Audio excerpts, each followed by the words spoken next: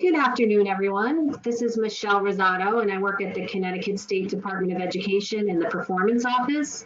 And I want to welcome you to today's webinar about virtually teaching today's skills for tomorrow's careers.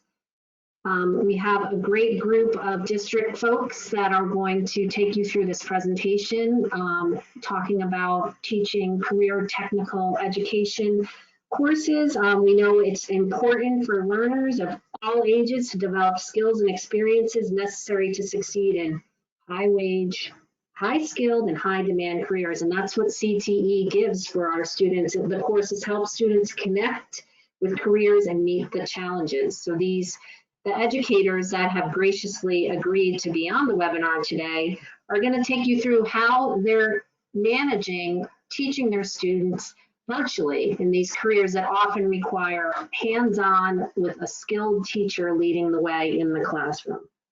So just a little bit for some reminders for those of you that are attending the webinar. Just so you're aware, everyone that's in attendance is in listen-only mode. However, we do welcome your questions. If you could type them into the question box or the chat feature. And questions will be addressed by the presenters during the session and at the conclusion of the session.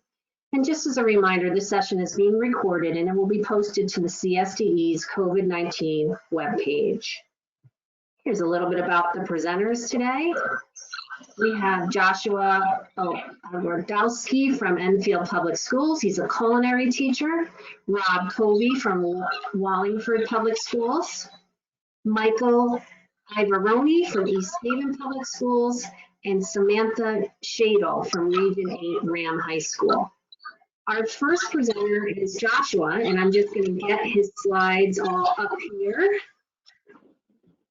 Right here. Okay. And I'm going to give Josh the ability to control the mouse. All right, Josh. All right. Okay.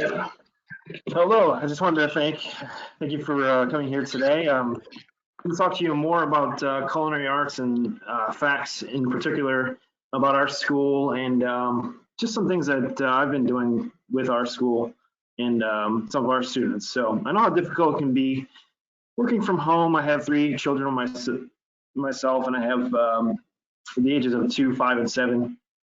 And just getting them in the routine of being homeschooled, as well as trying to balance your own teaching and learning with distance learning can be kind of challenging. So I found a few things that work well for me at home, and you know, they all came from practicing and doing a little bit of my own research and trying things out. So by all means, it's not anything that's set in stone. But it could be helpful if you're a culinary teacher, and it could also help with guiding you in the right direction for hopefully, another time that you might have to do this. So hopefully it helps out. But so a little about distance learning. So what happened with distance learning is that I used to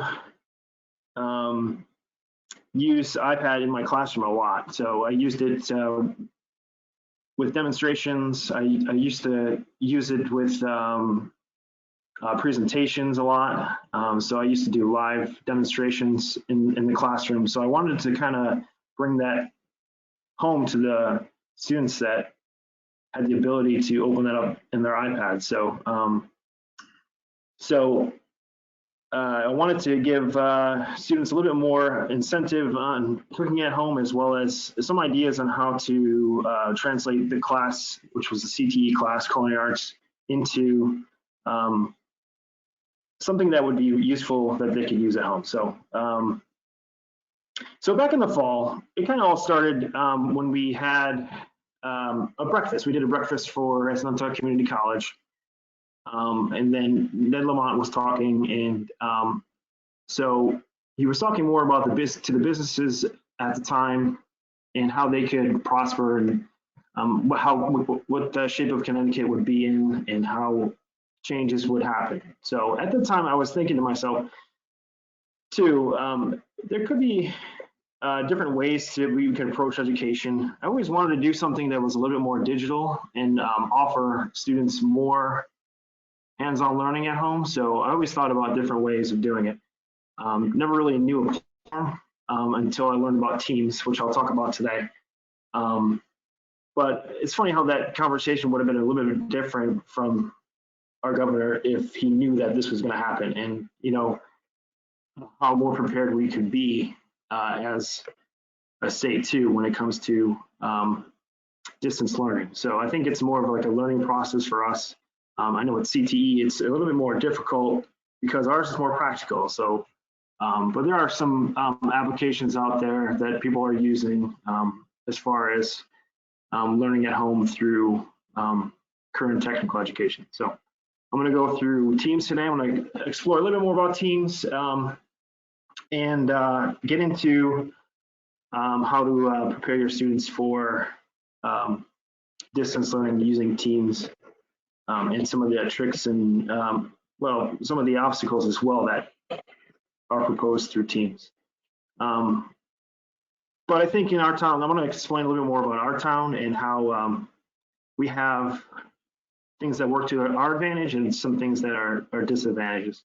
Obviously, not everybody has the resources that you might have at home working with food, and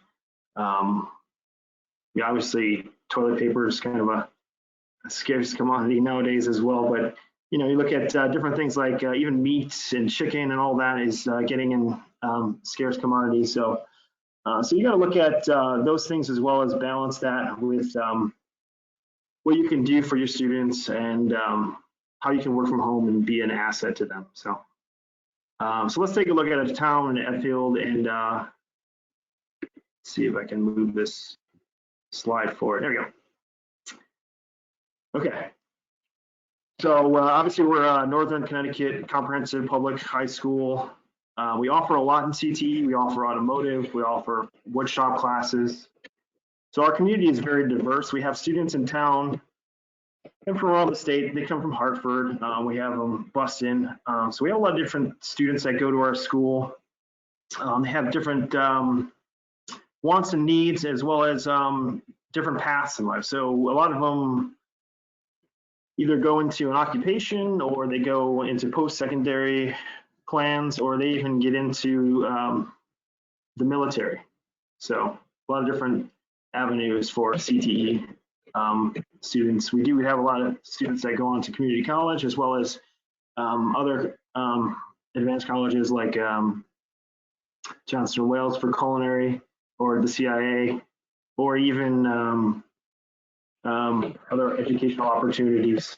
But we do have a diverse crowd, and we do have a blend of different educational opportunities there, which is great. We do have a career center, which focuses on getting students prepared for a career or getting them a job when they're in high school, so they're a little bit more prepared for the working world.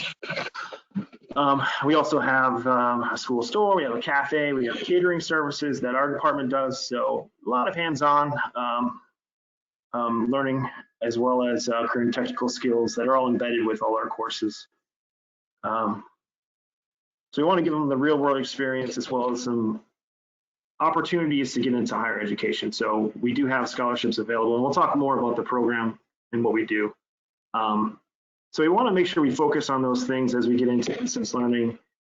Luckily for us, our focus was more towards the last quarter, and we had some experience with them for the first 3 quarters if it's a 4-year course, or 2 quarters if it was a half-year course, or first quarter if it was a half-year course. So I know everyone in our school was trying to share the same beliefs and empower our students to become responsible and lifelong learners.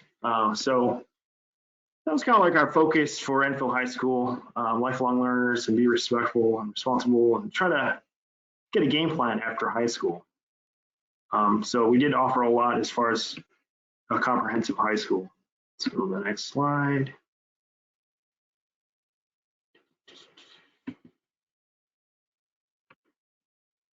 So teaching from home obviously proposes a lot of challenges, especially as a CTE teacher. I'm used to practical hands-on, giving my students live sessions and labs where I can give them feedback right away on their performance. So you can imagine trying to do some sort of cooking application at home could be kind of challenging if I can't see what they're doing and then give them feedback. So we were obviously given the problem of being from home and trying to give them that hands-on career technical experience. So right around St. Patrick's Day, I remember we're told to prepare for distance learning. Students needed support. So obviously as teachers, we reached out to our students, offered support through email. With our school, we had about 3 weeks of distance learning through packets, just because in our town, we just started a one-to-one. So not every student that we knew of may or may not have had internet. So we wanted to make sure that everybody was equipped, and that was one way to have equity in our school. So for 3 weeks, we had distance learning packets, and the teachers reached out to the students to make sure that they were completing those. But we were looking at platforms. Power School, we have Power School, but in class pages, but it seems to be a little bit not as smooth as Google would be, or if or at the time if we were looking into Teams. Teams is more smooth for us to use, so we've adapted to Teams. So we reached out to our students to support them through those 3 weeks, but afterwards, through our fourth quarter, we would support them through Teams, and I'll explain that in a little bit. So we had to produce something out of those 3 weeks. We had to come up with some ideas. So I just started to think a little bit more about what we could do and give resources for our students.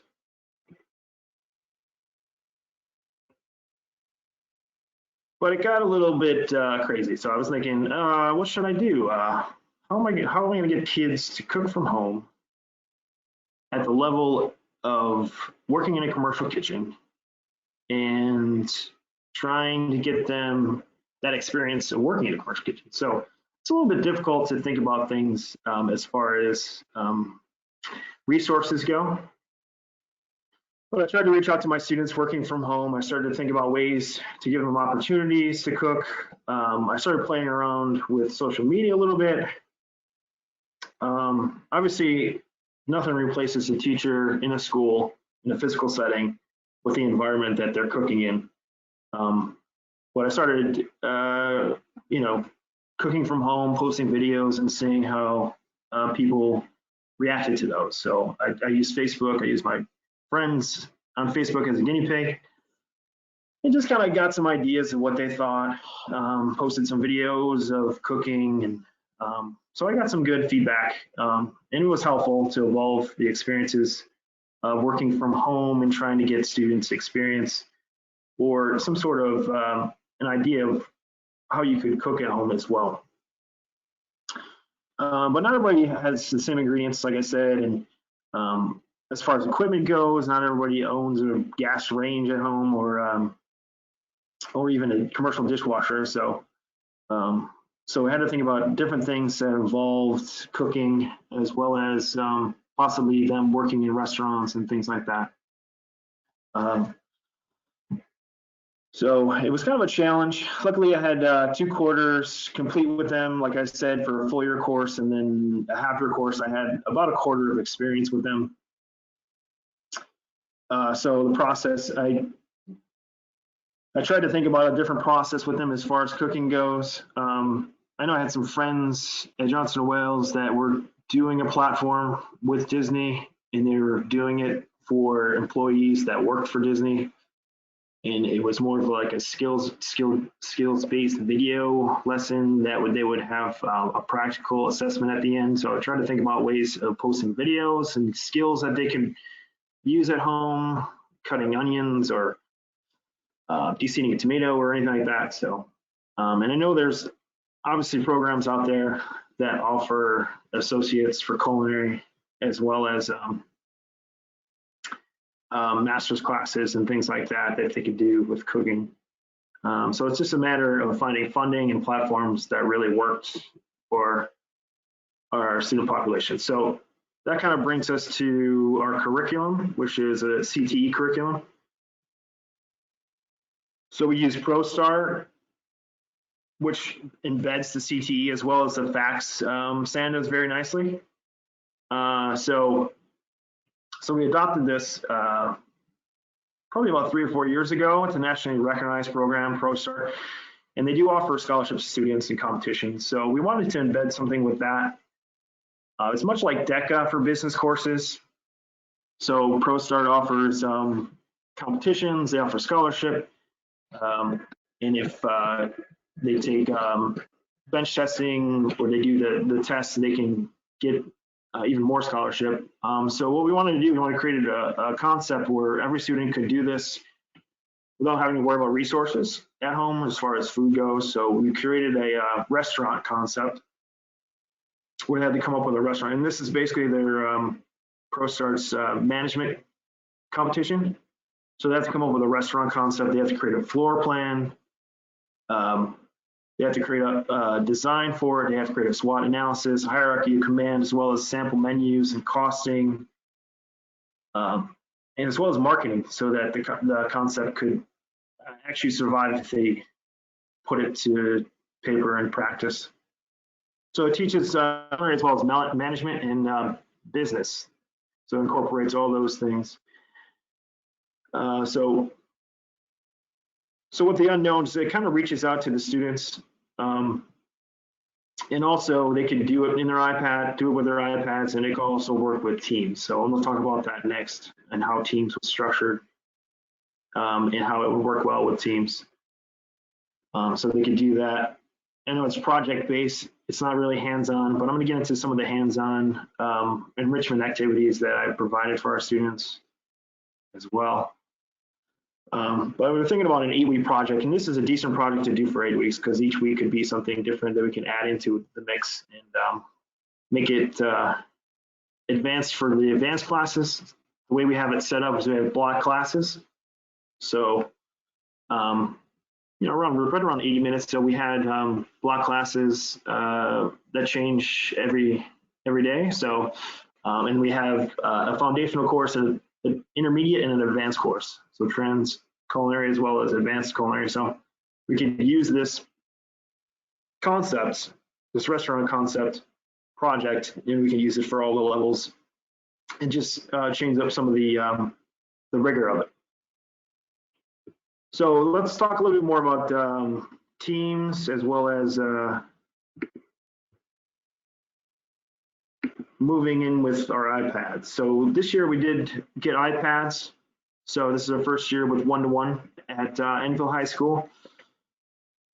You know, some schools may have Google Classroom and different devices, but at EHS we have iPads. So it was kind of good timing this year with the iPads. Obviously, we did not expect to be on distance learning, but it's good that we had the iPad so that the students could use that at home.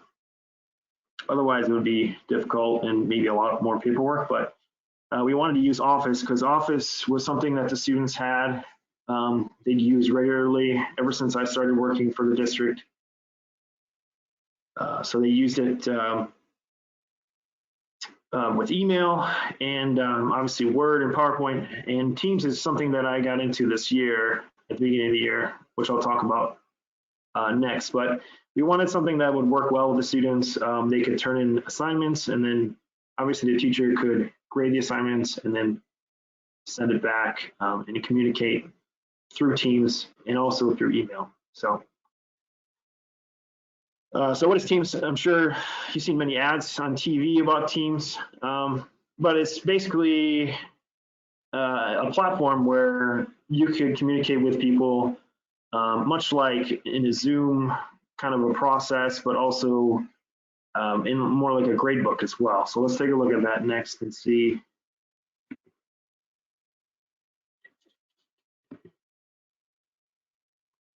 What Teams is all about. So obviously Teams, together everyone accomplishes more. So Teams is a way to communicate with other Microsoft users. So obviously your students have Microsoft and they're using it. I started using Teams actually in the fall to communicate with my colleagues, more of like the Messenger.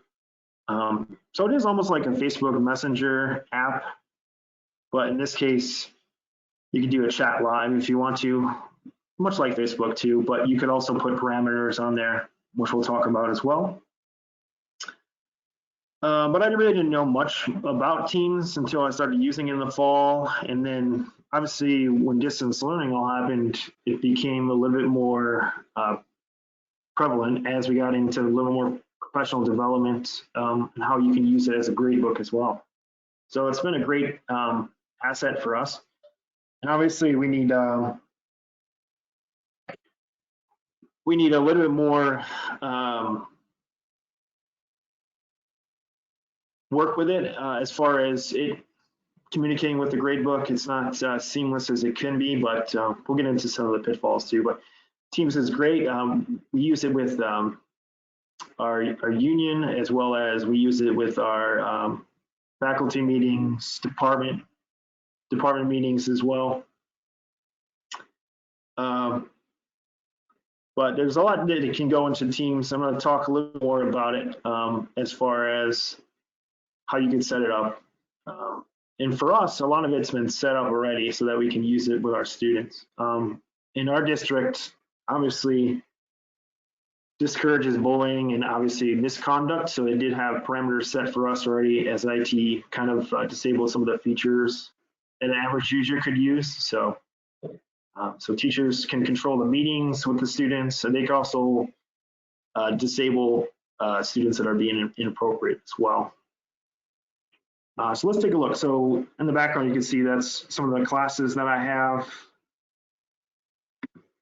already set up. I have my kids on here as well. So I have their STEAM classes.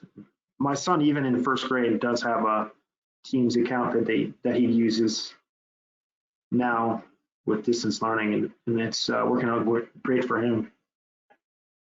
So let's take a look. So you can chunk different assignments as well. So for different classes, as you can see from the slide, you can have your project chunked in there. So we started with a description of the restaurant, like a one-page document, and then we get onto a floor plan, which will be like a PowerPoint, and then interior decor and SWOT analysis. So you can add assignments much like Google, and you can see who's viewed it. You can turn it in. The students can turn it in. I can create it, and then I can return with praise, or if obviously I need more information, I need to extract more information for the assignment, I'd send it back to them. At first, it was working really well, and students were using it until I set a deadline and a time to have to send it in. Some students still abide by the deadline, but they also send it in via email. So you can also set deadlines to your assignments and dates to which they see the assignment. So I have all my assignments in there now, but they can't see them until a specific date that it's released, which is good too. You can also add attachments and rubrics if you wanted to. So if there was a specific rubric you were using, and we'll talk a little bit more about some of the features next as far as live support and chat go. The only disclaimer I have obviously is the gradebook. It doesn't really talk to PowerSchool right now, which is kind of unfortunate because you do have to put the grades in twice, unless I'm just not doing it right, but it doesn't really work with the gradebook yet, but pretty sure in the future, hopefully it will. Which is kind of a disadvantage because obviously PowerSchool has the ability to coordinate with the parents as well as the students. But obviously it's a great program, and students can share work very easily. Let's take a look at the live features with it. So much like Zoom, it does have live capabilities. So you can join into a live meeting, do a live cast, as well as video.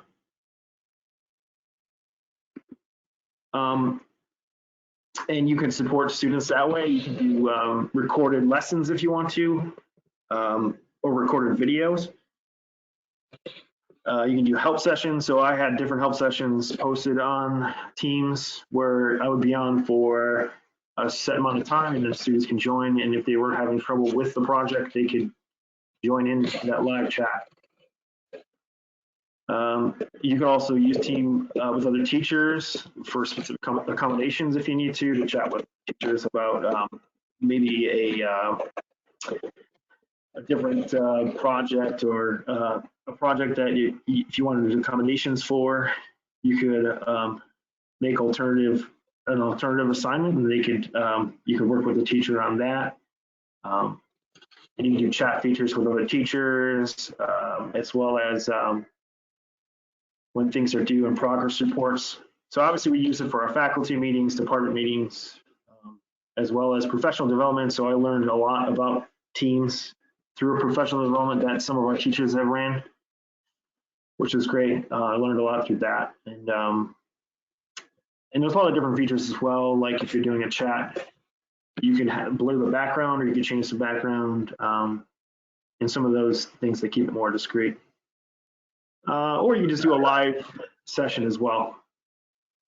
So it also offers organization for the students. So next thing I'll talk about is how you can be organized with it. So obviously it has your assignments, but then it also offers OneNote. So OneNote is a way to organize your class into the units that you want to teach them. So for instance, for CTE, we do safety and sanitation. If I wanted to have OneNote organized by my units, so I have safety and sanitation, and if I wanted to get into the cooking applications, I can have all my cooking application units in there, and then it'll be organized for the student, so you have less paperwork, and also keeps it organized to which the students can get in there. They can fill out assignments or take tests as well, so you can assign quizzes and tests, and then it reports back to you, and then gives you the grade for the test.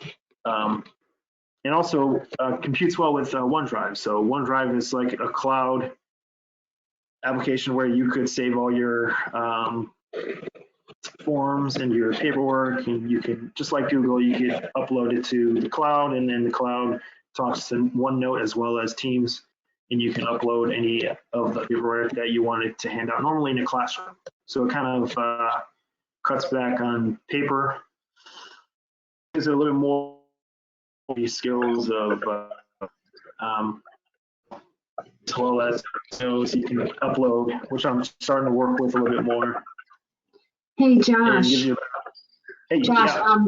Sorry, we're running up on time only because there's a couple other, I want to just see if you could wrap it up, but we can come back to yours if we have time at the end. I know everyone has copies of your slides in the handout section. So yeah. Do you want to? I just have one more. Yeah, perfect. Thank you. Yeah, one more slide and I'll go through it. Yep.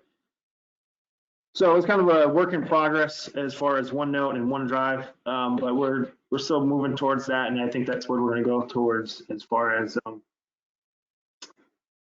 our technical career technical skills, and also practical learning platforms. So we tried out different things. Well, I tried out different things with social media. And then obviously you have to abide by your school policy and give students enrichment activities. So I've started to post an Instagram account that I don't follow anybody with, but just that students can follow, and we can do videos up there as well.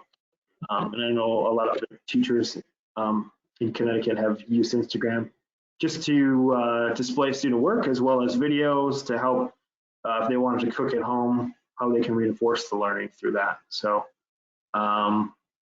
I just want to thank you for your time, and I appreciate you guys listening in. I'll take it over to Michelle. Great, thank you so much, Josh. That was really interesting. And I'm going to transition to Mike right now. This is Mike's. All right, Mike, I'm going to give you control of the mouse. Okay. Mike, it's all yours. All All right, good afternoon, everybody. I'm Mike Iavarone. I teach automotive as well as wood technology and CNC technology at East Haven High School. Unlike Josh, we don't have a block schedule as normal. We have a regular 47-minute class period. So by the time we're done with getting our assignments out for the day and clean up at the end of the period, that normally leaves us about maybe 32 minutes or so actual working time in the shop. So in developing what I was trying to do here with virtual learning, and Michelle, if you can skip ahead one slide. Oh, there's the control. I found it. Okay.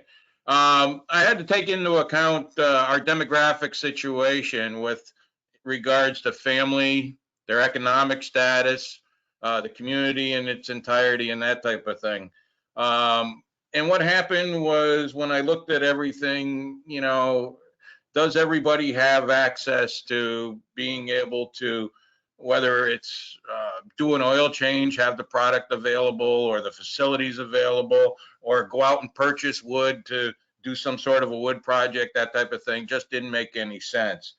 We had a lot of situations where students themselves were having to fill in, economically speaking, to help subsidize the finances for their families. A lot of the students were working in grocery stores and alike.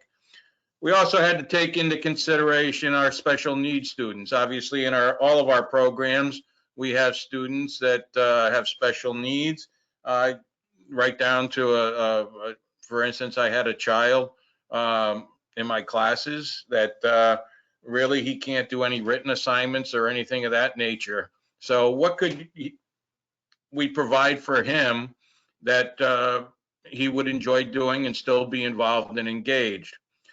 So first off, wanted to establish some routines. And what I did was I set a virtual class meeting schedule. An example of the schedule I had set, for instance, was every Tuesday and Thursdays, we had class just like it would be going to school.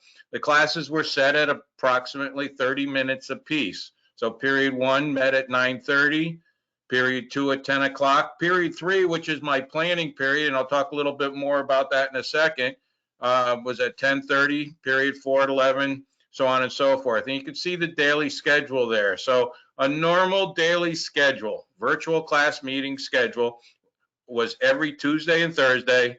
Okay, started at 9:30, ran through to 1:30. What I did was we were fortunate enough, excuse me, as a district, to have a technology department that was very supportive and worked in conjunction with the board office, the superintendent's office, et cetera, and set us up on a district-wide Zoom platform. So it was really, really nice where I could actually schedule my classes every Tuesday and Thursday. The classes would be set up all the way through, and our school year is planned to end right now June 12th. But what I did was I scheduled class meeting schedule all the way through June 15th. So it's the same log-on information every single week, every Tuesday, every Thursday. All right, so once it's programmed in, it can show. We're also happen to be a Google type school. So what happened is it automatically loaded onto all the students' Google calendars, so on and so forth. So it's established all the way through to the end of the school year. Now, the challenge came for me that I've never been a big advocate of Google initially, because so much in technology education is based in industry is based on using Microsoft Windows. And all of a sudden now I was looking at what do I do here that virtually I can adapt everything to this virtual learning thing. So what I was able to do is set up Google Classrooms to post all of my assignments, etc. So every assignment that's posted right now goes onto Google Classroom. There's a classroom set up for every one of my classes. Their assignments go on there, and when their assignments go on, they're either given an assignment with a task to do, or what'll happen is it'll have a quiz attached to it. And the nice thing about using Google for those is I can select, for instance, videos, that type of thing, for the students to watch and learn from, whether it's a video I prepare or whether it's something I find online that I can post. And to know that they did it, they have just a simple quiz that they have to complete. And I'm going to talk a little bit about that in a second. But I also want to provide for office hours. If students are struggling and that type of thing, in my schedule on Tuesdays and Thursdays, what would normally be my planning period from 10:30 to 11, they can log on if they've got something they want to talk to me directly about, or what would normally be my lunchtime and my duty period, okay, from 11:30 to 12:30 are my standard office hours. So all students know that I'm available during those times.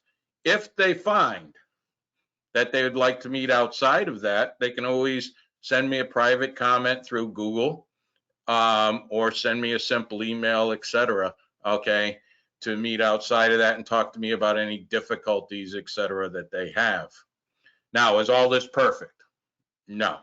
There's still, I would say, when I look at all of my students combined, there's probably still at least 10 students out of almost 90 that have yet to embrace this whole thing. But I feel pretty fortunate that at least they're getting something done. Now, what I've done is provide for a mix of formative and summative assignments, keeping in mind that our normal class time is about 30 to 32 minutes working time. I've arranged the assignments so they're no more than 30 minutes in overall length. That hopefully, based on their regular class time, even set up virtually, will allow them to complete the assignments. It also provides for a mechanism for tracking their attendance and engagement, because every time they've completed the assignment and turned it in on Google, it provides a medium for me to be able to monitor, are they engaged? Are they actually doing the work that's provided? Now, one of the things that's difficult here is, keep in mind, videos, solid educational videos, are not necessarily available for a lot of our tech ed areas. I often use the term Outback Jack. We'll be making a YouTube video on, let's say, how to mount a tire, and they're using poor safety practices where maybe they take starting fluid and spray it inside a tire and then throw some sort of flame at it and cause an explosion to set a tire. That's not proper, okay? And that's not what you want the kids to learn by going online and learning from what you have to provide. So what you have to do is, if you're going to use videos, use manufacturer type videos, whether if you're teaching about oil, maybe Valvoline. If you're teaching something about CNC, maybe you want to go to V-Trick, if that's the type of CNC programming you're using. And make sure that those videos, that you've properly vetted the video, make sure that they're consistent with normal technology education standards and that type of thing, and what you'd be teaching as part of your curriculum. It's important, I believe, especially going through this pandemic that we're going through, that we chunk our lessons, okay? And I'm going to show you an example of a lesson in a little while. But we chunk it because they're not going to want or necessarily be able to when they have all of their classes, other classes, especially their core classes that they want to put their emphasis on perhaps, because in lieu of this, because when they take our classes, sometimes they enjoy the hands-on, they enjoy the skill application of it. Now we're asking them to do something totally different, and they may not always be able to in our assignments perform the skills that we're looking for. Okay, so some things to consider as far as summative assignments go. Okay, you're going to have a unit, and I'm going to show you a unit, for instance, on how to perform a professional oil change. Upon completion of the unit, you're going to have, after the formative assessments, okay, you're going to have some sort of summative. Let's wrap up everything that they theoretically should have learned. Again, the word chunked, okay? I chunk these summative assessments over 2 or 3 parts, okay? The first part may be a simple true false set of questions, 10 to 12 of them. Next part may be a set of multiple choice questions, 10 to 12 of them. And then maybe you come up with something that's a short answer or whatever, okay, to finalize your summative assessment. And now you've compiled a series of formative class assignments, as well as a series of summative, and put those out. Again, all of this provides for a way of monitoring attendance or student engagement. Understanding our demographics. Flexibility is needed with assignment deadlines, etc. So, in establishing due dates for everything, a lot of times I will have them at the same day that our virtual class meets. If not, it may be 2 or 3 days later, but in all cases, students are allowed to submit them up until, without being late, up until 11:59 at night. So if we find that a student is unable to engage during the daytime, because maybe they're working at the local grocery store to help supplement their family income, this allows them to at least get home and work on it. Now, do I penalize them for late submissions? No. Okay. I feel as our job as educators, okay, is to do the best we can under these circumstances, okay, to allow our students to learn. So if I get a late submission, okay, I will accept it. I will accept it because I know or feel that based on the circumstances of today, all right, if they found the time with everything else going on, perhaps in their families, in their environment, etc., that they can get my work done and submit it to me, and they're learning something from it, I've made a step in the correct direction here. So here is a sample unit. Unfortunately, when I brought it across, let me back up here a little. Okay, you'll see on the bottom here is a series of formative lessons, okay, on how to perform this is just a sample of what they did, and this was during that when we were first starting, excuse me, as we were approaching the Easter holiday, etc. I had basic automotive maintenance part 1, okay, how to start to perform a professional oil change, okay. Basic automotive maintenance part 2, the second piece. Each one of these had some sort of YouTube connection, some manufacturer website, etc., that they could access, okay, to learn this information, okay. Straight talk about motor oil. That's produced by Valvoline Corporation. But I was able to do all these formative type lessons using manufacturer videos, etc. Same thing in wood technology, same thing in CNC technology. And I'm sure those of you that do culinary and or some other skill area, perhaps you can go to some of the manufacturers of some of the equipment you have and that type of thing and find how to operate this particular piece of equipment and that type of thing. So you'll see there's a whole series of formative lessons and assignments. And these eventually lead to the summative that I spoke to earlier, okay? So they had, excuse me, due on April 13th, for instance, professional oil change assessment, okay? That was their multiple choice. Part 2 of it was their true false section, okay? And then the short answer bulleted section, where what they had to do in this particular case and fill out on Google quiz is just the simple steps involved in performing a professional oil change. In all these situations, for me as an educator, as the teacher, okay, they were simply going on to their Google Classroom, completing their assignments, turning it in. With Google, especially if you have Google quiz features available to you, it grades it automatically for you. Okay, it tells you that they've turned it in. So from an attendance standpoint, okay, or an engagement standpoint, you can see what each student's doing.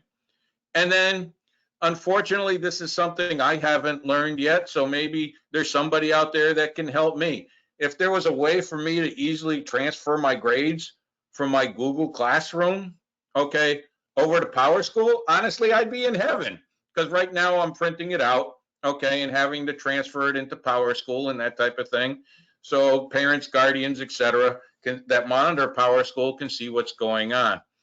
Excuse me.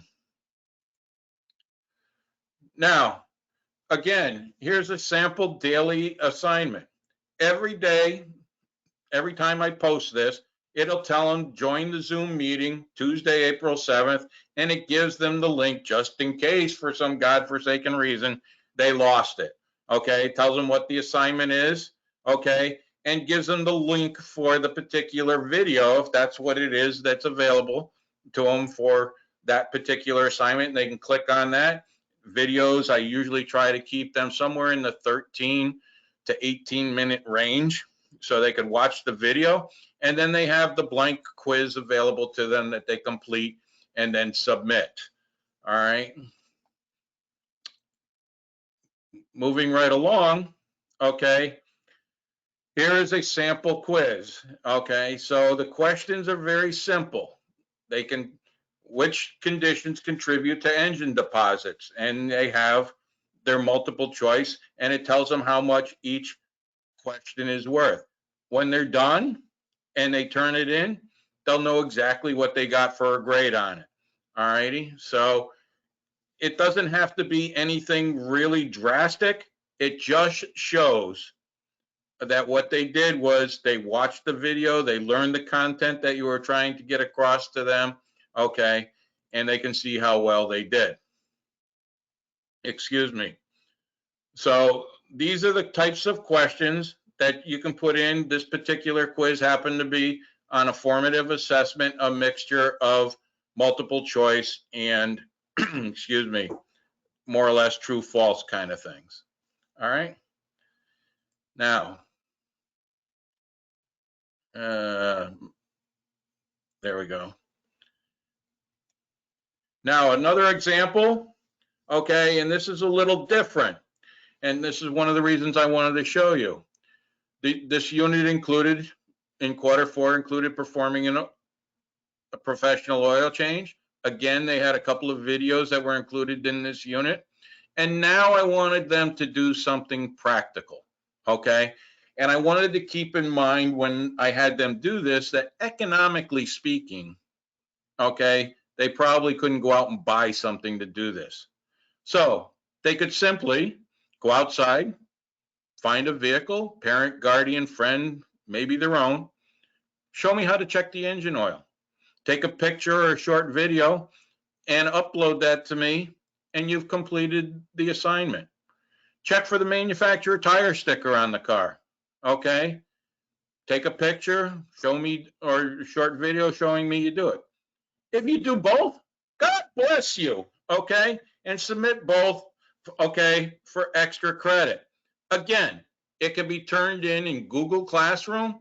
So as soon as you look at it, you'll see everybody that turned in the assignment, who was engaged in it, and so on and so forth. They have a due date, they get it. I got some really, really fun videos of non-traditional students, as I'll call them, checking oil for the first time. So it was really kind of fun to see it done amongst students. All right, let's move along here. All right. In summary, know your school. All of us most likely know our students real well, our community. Try to develop a program that can work for everybody, not just a few, okay?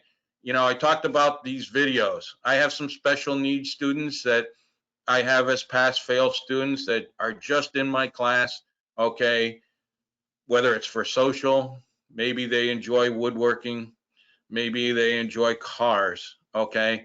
And they're just there because of the environment, okay? And they're great kids. And just the fact that they got on and watched a video that had cars in it, if that cars happens to be their interest, was fantastic for them. And all that happens in those situations is the parent, okay, usually clicks turn in that they completed the assignment, and God bless them that they took the time to watch it, okay? I think it's important to establish and maintain these virtual routines, including class times, office hours, etc.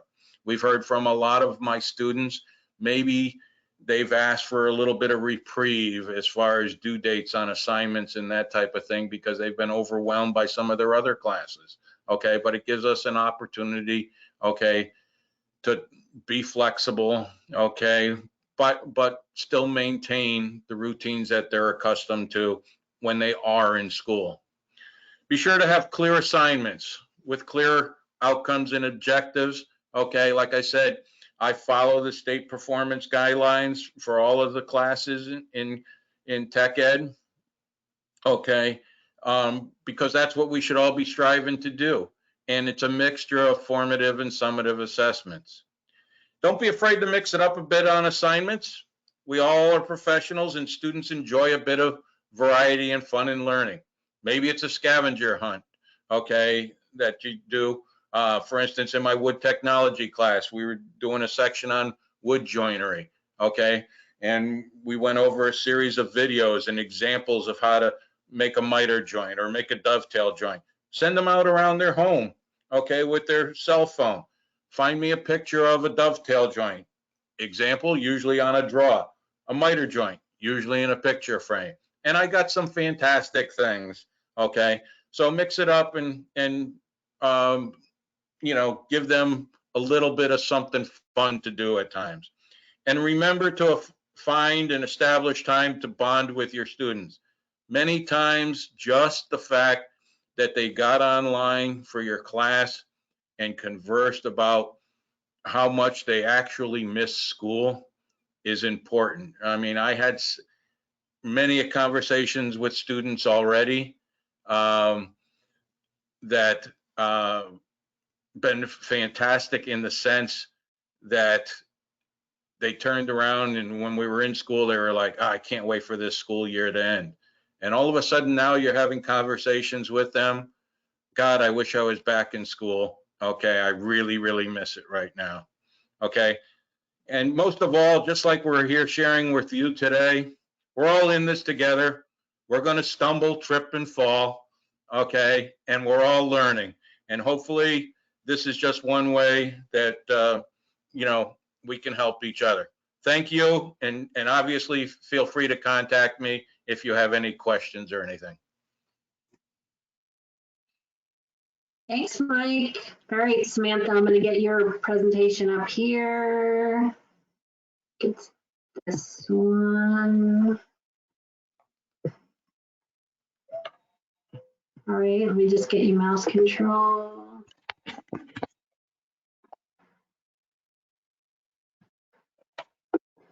Okay, Samantha, and I also have your web page opened up at the end to get to that one that you want to show. Perfect, thank you. Hi, everybody. My name is Samantha Schadtle. I'm the CTE Department Coordinator for Region 8 Schools, which is in Hebron. We encompass Hebron, Andover, and Marlboro students in our regional district.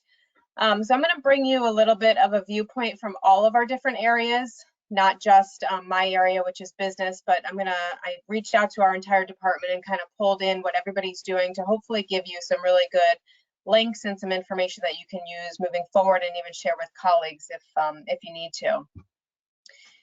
Let me just go ahead and advance. In my purpose for doing this when we were reached out to try to put something together is as in our department, our CTE department at Region 8, we're really trying to embrace what digital learning looks like right now, but also with that connection and communication with students, because in any sort of distance learning, virtual learning, if you don't have communication that's extremely clear, you're not connecting with students, there's going to be no, that bridge is broken. So that communication and that clarity, in order to make sure that you really have that strong bridge together, that will be able to help you really to implement the teaching strategies, best practices, things that you're learning about, so that students can really engage in those and actually pull those in and absorb them. In our district, a little bit of a background, our building closed on March 13th, very quickly, as with everybody else. Our model for schooling from home was launched very shortly after on the 26th. We did come up with some, supplemental activities, but that as things rolled out, we launched the entire model, really went online digitally for all students on the 26th. Our district chose a 4-day schooling week model. So our schedule is Monday through Thursday. For students, they are engaged from 9:30 to 2:30 with 30-minute classes. So our classes are running in order. They're 30-minute blocks. They have a 5-minute passing or break time, if you will, to move on to that next period. Fridays those are designated for staff professional development and for students to catch up with their work on those days. That's the model that we've been going with. It has been working very well. We haven't had really any issues with it at all as of this point. Foundationally for our district, we were a Google school already, and we already had Google Classrooms set up for every teacher as well. So our teachers, whether they were using Classroom or not using Classroom, some of them definitely were and others definitely were not. But we all have that capability already embedded into all of our curriculum. We do have a couple teachers in district that dabble with other outside platforms, including Edmodo, including Canvas and Schoology. Google Meet's coming along with Google Classroom. Obviously, we're using Zoom a little bit more for some PPTs and things like that, but obviously every classroom has a Meet link that's now embedded into that classroom, so teachers are just able to use Google Meets to do live meetings and teachings when they need to. Screencastify is another Chrome add-on that comes with Google that mostly all teachers have been using. It's made to video record yourself, and students can use it also. It was pushed out to all of their Chromebooks. Teachers are using that a lot to do some video lessons and then posting it into their classrooms for students to view. Flipgrid is another great one that a lot of our teachers have been dabbling with and using with right now, but Flipgrid is where it empowers a student voice. So you can post an assignment or you can post something that's a topic, and then all students can record themselves answering it, and they can see all of their classmates' video as well in that Flipgrid classroom. All of the Screencastifies and the Flipgrids, those link directly into Google Classroom. So again, we're a Google School Classroom is pretty much what everybody's using, but these outside extensions link right into Classroom, so you can post those links and students can access them very easily right from the classroom for whatever assignment it is that the teacher's posting. Coming from a whole perspective of our department for that communication and that connection to students, attendance was a district decision and driven forward by the district with the instructions for it. We are taking attendance every day. We're using Google Classroom to do that, but it's something very simple. Students are asked a question in Google. It might be a checkbox. It might be an entrance ticket. We were finding some students were getting a little bit overwhelmed with having a question and attendance or assignments and attendance that were linked a little bit too in depth. So attendance has really been broken out into something that's very simple, for students to find and complete. And then our assignments really are very much separate from all of those things. Flipgrid, teachers are really also engaging using that in order just to check in with kids. So once a week is typical for teachers. Being reflective, yes, and pulling together that curriculum piece and what students are needing to engage in the material, but also just connecting with them, letting them see their peers' faces, letting them engage in the material and posting it and then viewing it later, doing some peer critiques, peer reviews, listening to other classmates as they're talking about their individual work and projects. Google Meets obviously is live, so that's a little bit different. The students are really receptive to it. They like it. The teachers like it. It's just, again, that place to be reflective and to connect to the student, to actually see them. We've had some teachers doing some creative things like it's hat day or crazy hair day or bring your pet to school day kind of thing. And those creative moments really kind of bring the smiles to the kids' faces in order to connect and engage with them. I had mentioned the Screencastify. You know, one tip that a lot of our teachers are finding is shorter is better. So chunking, absolutely, all the time. But when you're posting a video or you're really trying to give something to engage the student, shorter is better so that they can really absorb that small piece, apply it, problem solve with it, and then go to that next one. Finding obviously any longer videos and students having to sit and watch something longer, they're losing interest and losing engagement. And of course, we have one-on-one meets. So teachers at any point, they've got their own office hours set, but we also have students who reach out and make individual appointments. It's really easy just using Google Calendars. Again, since we are a Google school, you're setting up a meeting, you're adding that link, you're both hopping into the Google Meet at the same time. It's quick, it's easy to do. So moving on to our different areas. In the business area, the other instructor and myself have dabbled in other platforms for over the past probably 5 to 8 years, just trying to see what's out there and what we use. Edmodo is what one of our business teachers use. I've dabbled into Canvas and Schoology and Classroom, trying to find something that best fits the needs for my learners. We're both using Virtual Business, so Knowledge Matters is a great website. If your school has that subscription already, we're able to use that. It's a simulation with quizzes and readings with it that will come along with different curriculum areas. We are using it for personal finance, for marketing, for management, and accounting as well. That is a paid software though, so that is something that districts would need to purchase. MBA Research, we've been using this a lot over this past year. We've actually had it as set as our department goal around ethics and integrity, which is tied to our skills and dispositions as a district. But MBA Research and that website, I know the State Department of Ed has that up on their website as well, and we are a partner with them. They have a ton of resources that you can use into any discipline around really a lot of different areas. So if you're looking for case studies, or if you're looking for different projects or assignments, even team models, things like that, they have a lot of different things that build ethics and integrity into all of our different courses. The stock market game is a great tool. It's free. I'm sure a lot of people have been using it. I've used How the Market Works as well. I go back and forth between them, but I've been using that in my class in personal finance in order to really engage students, and they're ramping it up this time also. Even when the challenges close and the contests close, you can still keep it open if you're just playing, kind of for students just to get interested in it and learn through it.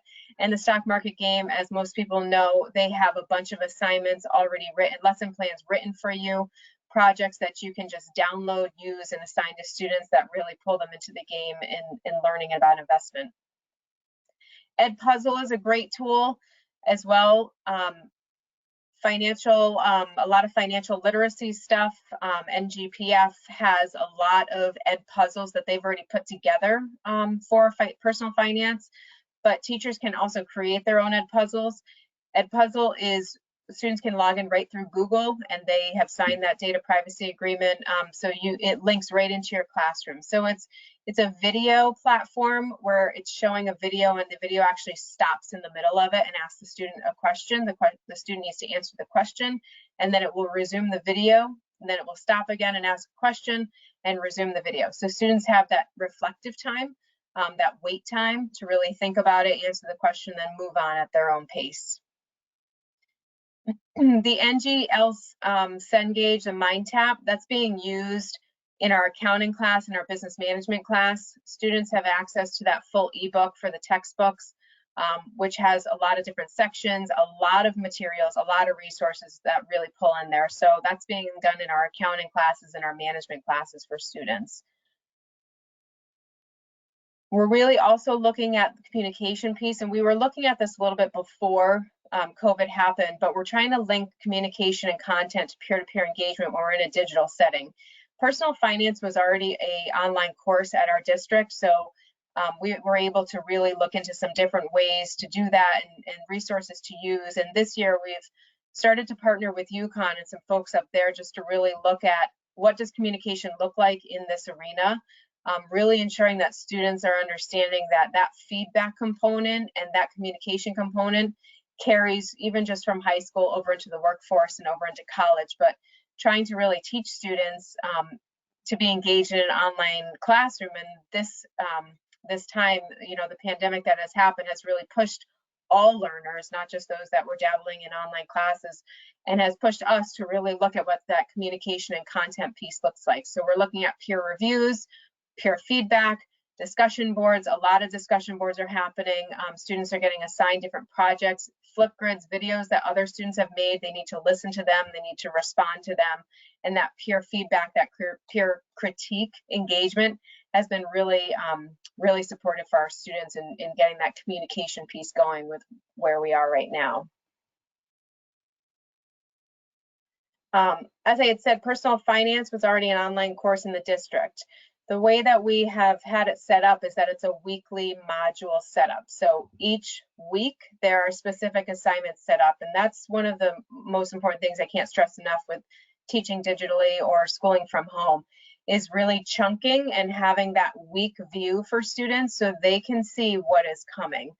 There have even been studies that have stated that if you actually look out, give students 4 weeks out, that they can see what is coming, they're able to actually plan for themselves and really engage a little bit at a higher level because they know what to expect in the future. Like I said, we integrate a lot of different communication modes for students, face-to-face, video, audio, written, infographics, things like that. It is a semester length course and it does give college credit through CCP. Computer science. So our teacher has been using Google Classroom, as I had said before. She's also using Adhesive. That is newer this year for us. It's an online platform built already that really teaches a lot of computer programming and a lot of computer science components for students. So that was already set up and students were already engaged in it. So it's actually made things a lot easier for her moving forward. Screencastify, she's using a lot to do those, you know, couple-minute checkups and things like that for students. Flipgrids, she's doing Google Meets Live. She's also using Code Sculptor 3, which is a coding environment for Python for students, and which has been working out extremely well for her as well. And on this next page, I just have an example, just some discussion boards that she was using in her classes. She's weighing in on social media, really trying to pull in Instagram and different things like that for students that we know are on that right now, Snapchat, things like that, and really trying to relate it to them and be relatable, connect to them in this environment right now. Again, a dice game random integer generator that she's using variables to control parameters, just to give some examples.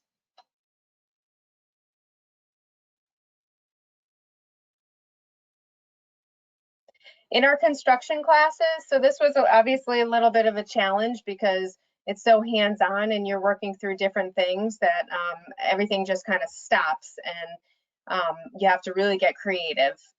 So Google Classroom, again, is the platform for everything. We really started with just the basics, really chunking things out and letting students just kind of do some little pieces of work and just kind of get used to being online. But we have implemented Career Safe, the OSHA 10 for all students in any construction classes now, just to give them that industry recognized credential. I know it's only the 10-hour one, but at least it's still giving them something to work towards. And that is really broken out for students in order to engage them in industry, safety practices, and really apply with what they've been doing in the classroom and connect that. Online textbooks they've been using, they're all listed here. The teacher has provided all of those links that are embedded right into this document if you are interested in looking into any of those. A lot of mathematics, obviously, exploring woodworking, a lot of videos as well. So going online and using This Old House, he's been using Bob Vila, Woodworking 101 on YouTube, things like that. Been asking students to try to find things around the house, if they have any scrap, if they have any even just cardboard, things like that, that they can create different things that are simulating what they would be doing in the classroom for them.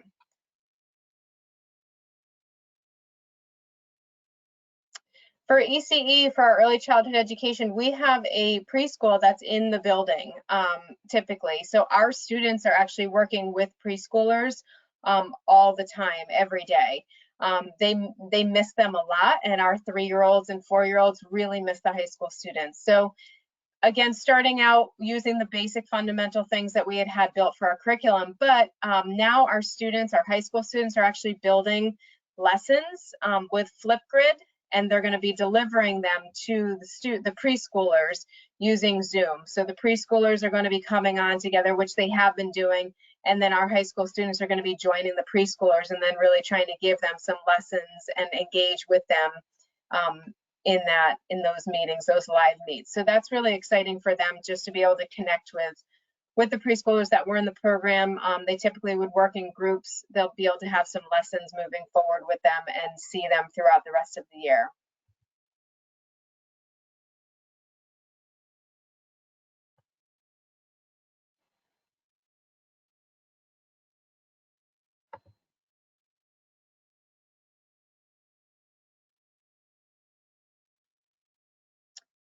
For engineering, sorry about that, there's a little bit of a lag. For engineering, our teacher has really been trying to be very creative. Again, hands-on building things at home. She's trying to pull different resources that students might have, that they might find just in their cabinets, you know, in their rooms in their house to see. She does daily Google Meet. So we are not required to meet daily. We are not required even to do live meetings, but a lot of our teachers are doing that. They're doing them daily, weekly, whatever is working best. But our engineering teacher has been meeting with our students daily. And then obviously it's kind of if you need extra help, you can come in once a week, typically is the required one, and then extra help, she's always available. She's been using SketchUp. She's been using Homestyler, Onshape, Inventor, Whitebox Learning, Bex VR, a lot of online presentations using Screencastify. She found a really great Facebook page called Quarantine Tech Ed Teacher. She liked that page. There's tons of different ideas that you can use. Projects, things that they can really do hands-on at home, videos to watch, games to do.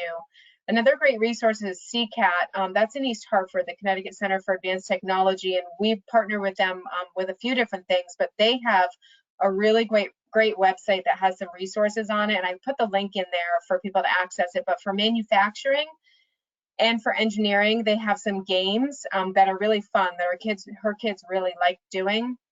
And a lot of different things, even for parents, for students, and for educators to take a look in to see if there's something interesting to them.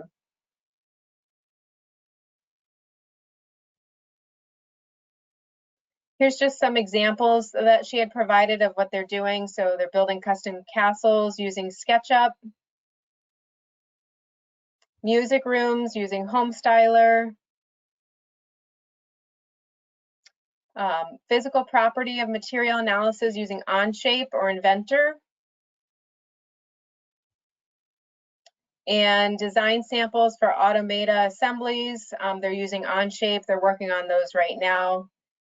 Again, it's not the same if you're in class, but really trying to be creative, building bridges using Whitebox. They had a little competition using Vex VR for robot programming.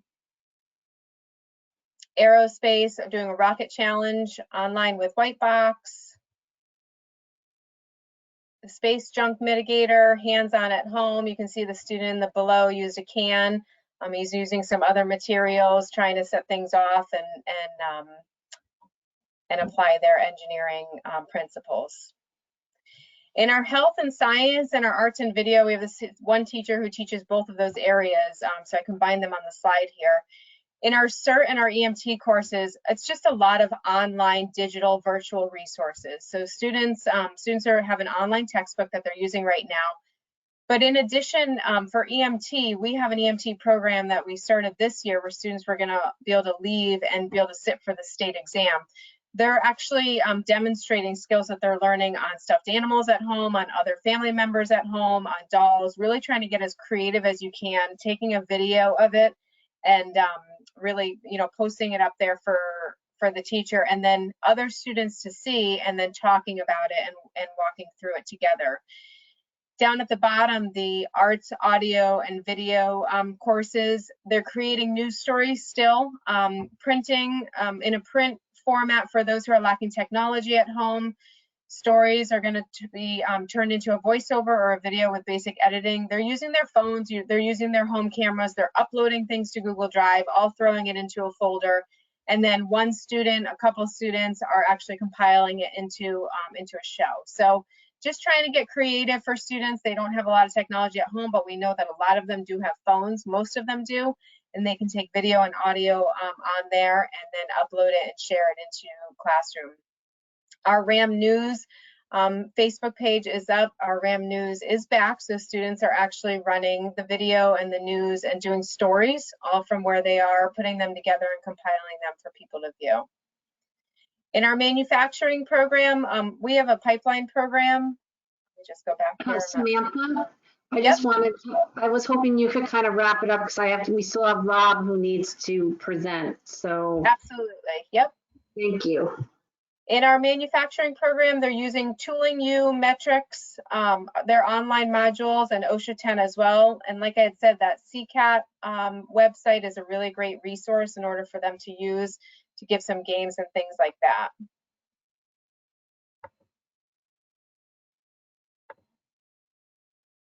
Our middle school is really following the same thing, same guidelines. Some of the other things she wanted to mention, the engineeringgirling.com website is great, and Junkyard Wars projects at home. I'm going to move forward a little bit. She used a Jamboard, which is a Google extension where all of the students posted a Post-it note on this Jamboard, so everybody could communicate and see those different notes in something that they were discussing. Best practices, I don't need to really reiterate these. They're listed there. You've heard, I'm sure each district is aware of them. One of the biggest things that we've been doing is just stressing integrity for students. Now is the time for them to express that and really to be able to show that and have consistency. This is the website I really wanted to share, though, just to wrap everything up. The Online Learning Consortium is a great tool. In this website, which I gave to you in that link, they have posted tons of resources in any area that you would be interested in or are teaching in. So science and art, not just the core classes, but all CTE. They have online virtual labs for STEM. They have a lot of different blogs and communication going on between distance learning teachers. And the OLC, that's all they do. It's a consortium of post-secondary educators and secondary educators who just teach online, and that this website will really give you a lot of information. I did include all of our contact information for each of our departments in our presentation, so please feel free to reach out to any of them or myself if you have any other questions. Thank you. Thank you, Samantha. I'm going to transition it to Rob. Rob, okay, and feel free to take more time. You can go beyond, obviously, the time frame. Don't feel like you have to be rushed. Okay. I'll see what I can do here. I'm just looking for the control here. Trying to see the mouse control.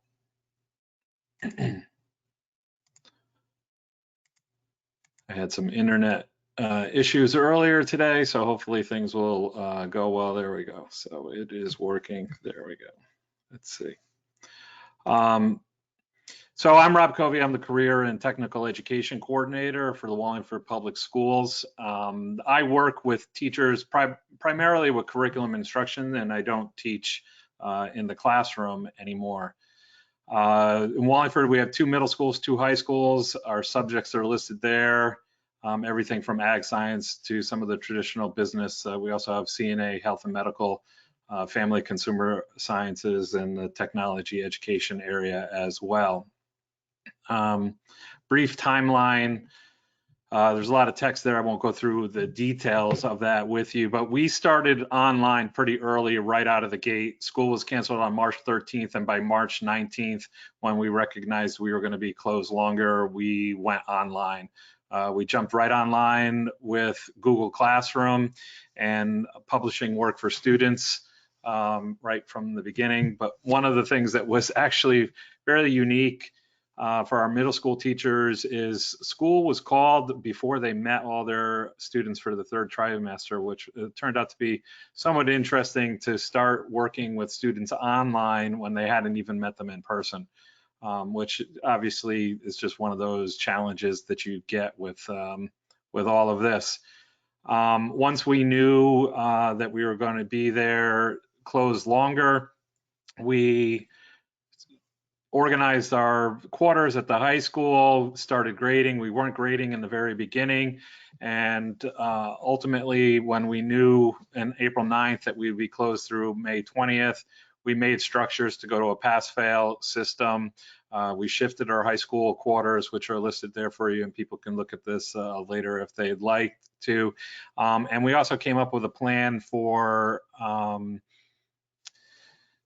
distribution where we would require students to, or teachers to post a 10-minute instructional piece and to have Google Meets. We didn't have requirements in the beginning with what they actually had to do, but then we made the requirement for at least a 10-minute instructional piece and also for holding Google Meets with students. And we also adjusted the schedule so that there was time in the week for an advisory period and collaborative time for teachers, much like what Samantha said with her Monday through Thursday. That's kind of how the high school is working now. Friday is an advisory day and collaborative day for teachers, and our middle schools, they have what they call Win Wednesday, and it is like an advisory day as well for the middle school. And that all kicked off right after we did break for an April vacation since we jumped in. So on April 20th, when we came back from our vacation, we jumped in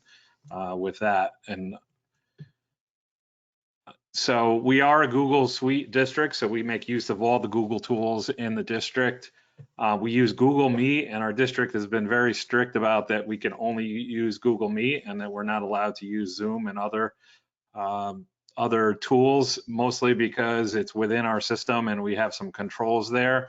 Some of the things in Google Meet that has been really useful to teachers are some extensions like Grid View, so they could see all their students on their screen. There's a extension called Nod. Kids can give thumbs up and raise their hands. And then there's an attendance feature also that they can record who attends their meets. We do not require attendance in the meets. We encourage it, but we do record the attendance, and we are actually having teachers post that in PowerSchool so that parents can see are their children actually attending the meets. Because we did have some situations where, you know, our students were being kids just like they normally are, and they would say, oh yeah, everything's fine, I went to my meet, and then you find out later that they haven't been keeping up with their work and stuff. So we post that in PowerSchool. It's a collected only assignment so that teachers can communicate with parents and let them know who's coming, who's not coming. We've had some interesting things with students not attending meets and doing work late at night. They work on their schedule.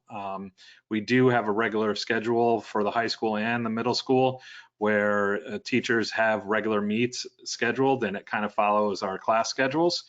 But the students, it's not necessarily required, and many of them are doing work late at night or after the fact.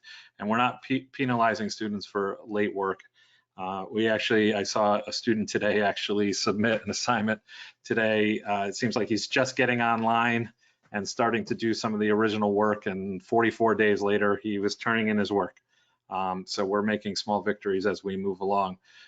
In the Google Suite, all our teachers have YouTube and therefore have a YouTube channel, which is in our Google Suite. So they could upload videos from there or use the YouTube editors or do YouTube live streams and so forth. Screencastify, which was mentioned before, big thing.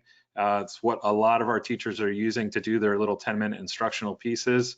We use Calendly as an app also for our advisory days for teachers to schedule and create time slots for students to make appointments with them. Cami has been a big tool that a lot of teachers have used. It allows you to annotate PDFs and documents. Flipgrid, which was mentioned before, again, it allows students to really create and share videos and do some personalized work with that. Edpuzzle's been a very popular tool for teachers, and it allows you to take a video and then turn it into a lesson.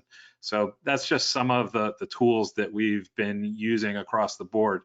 In my role, working with teachers, we've been really trying to get them to think about what it is that we need to concentrate on. We know all about the challenges of our labs. Right away, it was, what are we going to do, or how am I going to teach woodshop from home? Can't do it. So we spent a good time of talking about what's necessary to try and be a little successful online. And these are the same things that we talk about in the classroom all the time. The 3 questions: what's your objective? What do you want kids to know to be able to do? But when you go online, a clear objective and e-learning becomes so much more important, because it really starts to inform what you need to do in order to accomplish that. And then really getting focused on, okay, what can they actually do? And I know Mike and some others have talked about that, oh, you can't do the auto shop stuff, but can you go out and change the oil? In our home repair classes and stuff, we started to, what are kids doing around their house now, and trying to pull that in.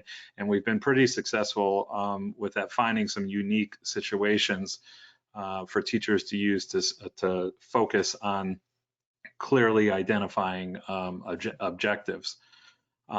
So with that, what we did is we really tried to go through our courses, and we did some online brainstorming of what are our priority objectives and standards that we want to need to cover, recognizing that we're not going to be able to cover everything. It's not going to be that activity or that project that's really going to keep kids busy all the time. And we worked together, and we worked on a spreadsheet, and we narrowed some things down, and then we started to really be able to have some really good collaborative conversations on what teachers can do to accomplish those things, and what tools are out there. And a lot of the tools that were a lot of the things that some of you have already heard about, so I won't spend a lot of time talking about those. So for example, with our middle school people, I was just having another conversation with them the other day when I made this slideshow. We narrowed it down, and we recognized that whether 6th grade would, they're not going to be able to make their whirly gig, but we really thought about what is it that we want them to be able to do when they're doing that. And a lot of it had to do with coming up with ideas, making proposals, solutions to those problems.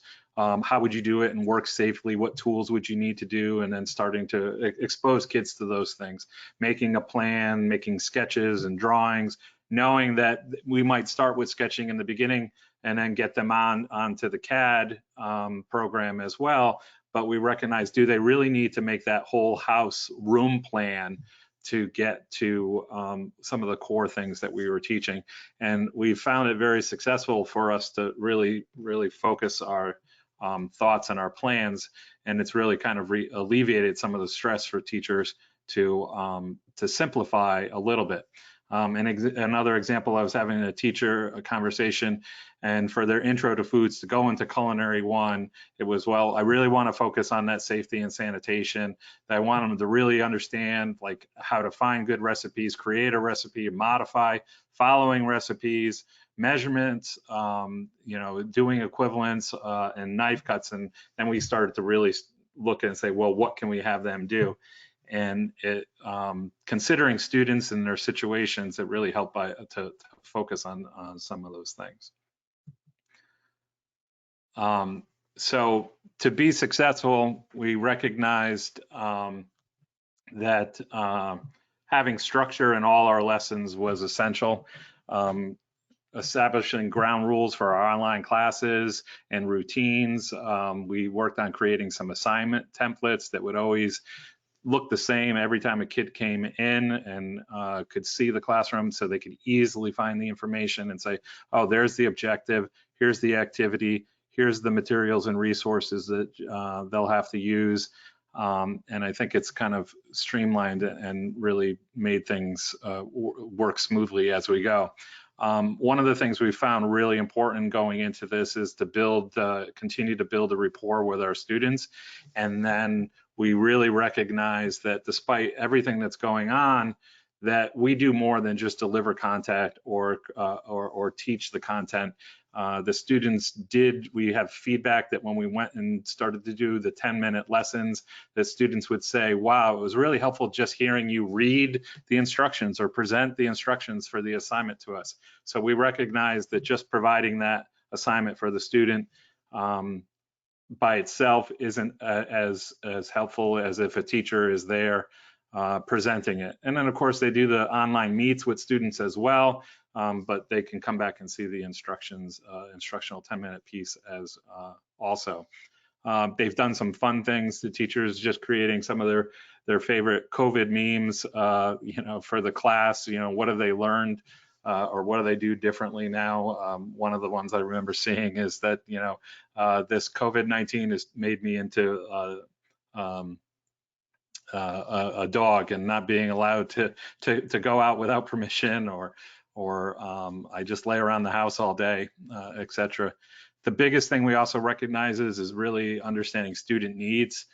We've had students come forward and tell us that I don't know if I'm going to be able to get to some of my assignments. I'm working to help my family. We had one family in town that owns a restaurant. They said, I don't know, they're going to be working just to help keep the restaurant open. So it's been really important to consider student needs and what they have available for them. And we've had some teachers do some remarkable things to get supplies out to kids that needed, dropping a bag off on their front lawn with a pot and a pan or something like that. And one of the things that we've really tried to work on is to focus on the silver linings.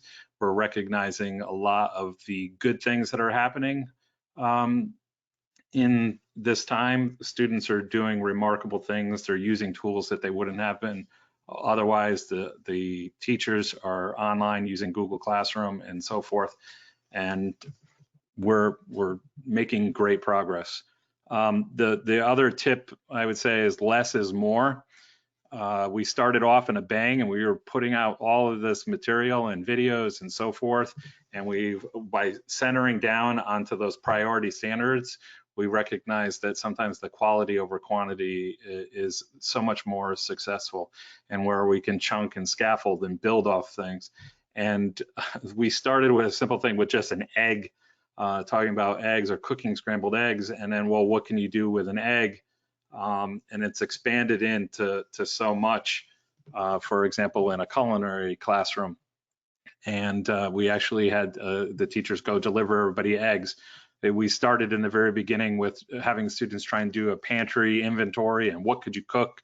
And then we just simplified it down to, well, do you have eggs? And you get into the conversation of, well, what do eggs do? And what can you make with them? What do they do in baking? What do you do if you whip them, and how do they cook? You can get online so much and see so many videos out there debating on the best way to cook scrambled eggs. And you could talk about what the difference in all those little techniques and what they do and how it changes the outcome for your product. So with our online videos also, we've been following that chunking and scaffolding and keeping videos no longer than 2 to 3 minutes, and then starting a new one so students can really process it and then move on and apply that activity. And that's really been very helpful. So some of the other unique things that we've had our culinary teacher packed up some seed packets and started a whole farm to table fresh gardening, trying to meet students where they are. We're moving into the springtime and time to start gardening. So they decided to approach food and food prep and menu planning and so forth by mailing seed packets to them. We've had another one of our teacher went to the classroom and packed up flour and supplies. We had it there and hand delivered it and dropped it on students' lawns for them to have materials to bake bread at home. We've done some really great stuff using something like OnShape for the online CAD and finding the tools to do that. Mike had talked about some of the home projects, and I think that's where we've been really most successful, is to try and think how we can integrate what we do in our classrooms every day to the things that they see around us. That's what we do in CTE anyway, is it's really life applied. And I think we've been most successful where we find the connections to the things that we do in our classroom around our houses and in the things that we have actually happening right now. For example, for manufacturing and current events, there was a great discussion and looking at what's happening with some of our Connecticut manufacturers. They did some research on the Defense Production Act and to look at things like that were going on. I've listed Play-Doh here. When we started to talk about, gee, knife cuts, we're like, well, what knives do they have? How sharp are they? We don't need to have a kid trying to julienne carrots and then end up cutting themselves. And we had kids making Play-Doh and just practicing knife cuts and showing them different things. And the Play-Doh thing, which is one of those less is more and simple, turned out to be one of the best things. They were rolling the dough, they were working with it, they were kneading it, they were making pasta shapes, all simple with Play-Doh, which was made from a recipe with a cup of flour and some salt. And the other thing that has, or one of the last things that I'll kind of close out that is really helpful for advice is when we think about what's practical in the lab and how it's practical in life, we've really started to recognize that there's some things going on right now. One of those silver linings that I talked about before is that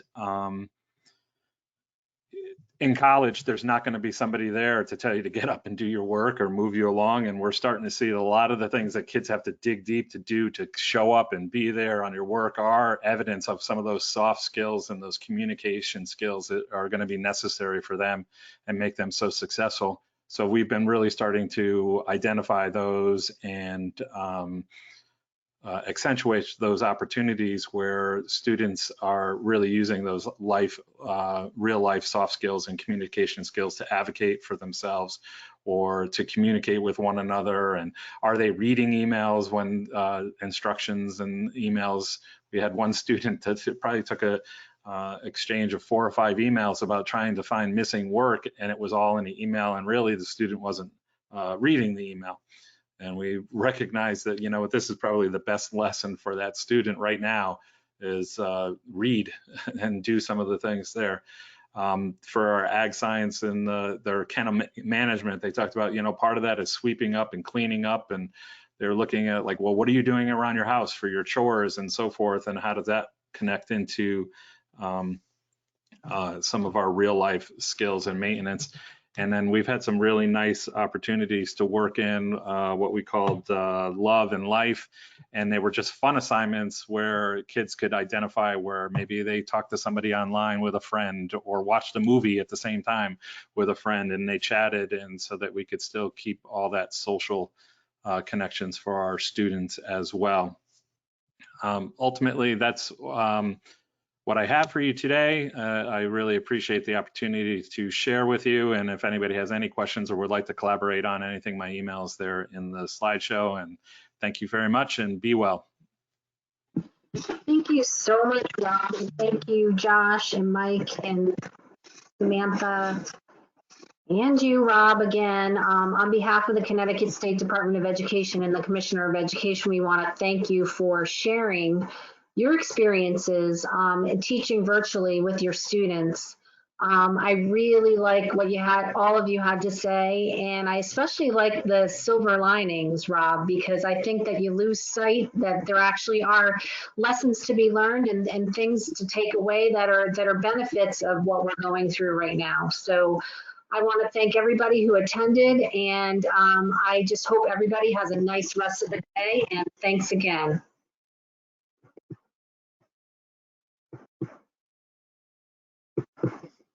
Have a great day, all. Thank you very much. Have a good day. Thanks, have a good one.